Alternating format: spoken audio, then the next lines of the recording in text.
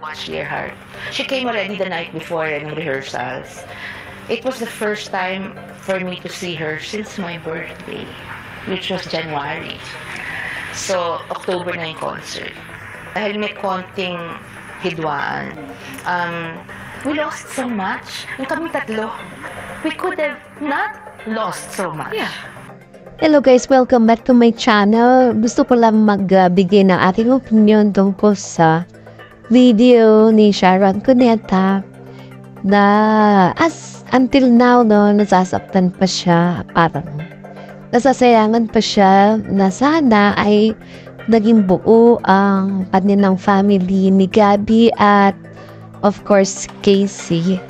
I agree naman kahit naman sino siguro na parents gusto nila ay laging magkakasama or buo ang pamilya. Kaya lang hindi natin maiwasan talaga along the way.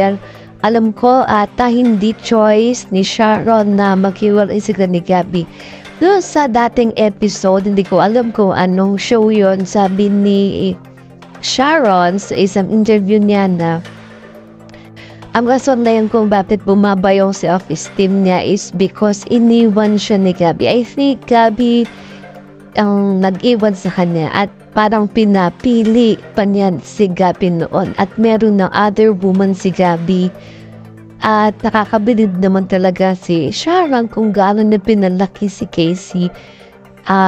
Although ang opinion ko lang to wag niyo akong i-bash si Casey, hindi ko maintindihan parang mas pinapanigan pa niya yung father niya kaysa kay mom niya na nagpalaki sa kanya. Akin lang po ito, Hindi ko alam kung ano ang family dynamics nila, kung paano, kung bakit mas close, si Casey sa family ng kanyang dad.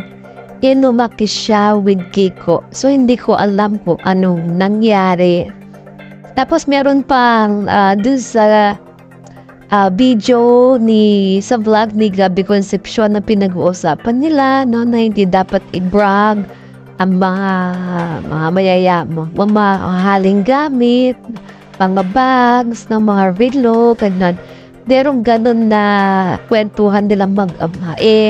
Di ba si Sharon ay nagpapakita siya ng mamahaling gamit niya? Naging malicious lang about that. Pero nagkataka lang kung bakit. Mas close si Casey, kay daddy niya. In fact, ang magpalaki sa kanya ay ang kanyang mom. Okay, so, I don't know kung bakit ganyan. So, ito yun, ang reaction ko kay Sharon Cuneta na bilang mom na intindihan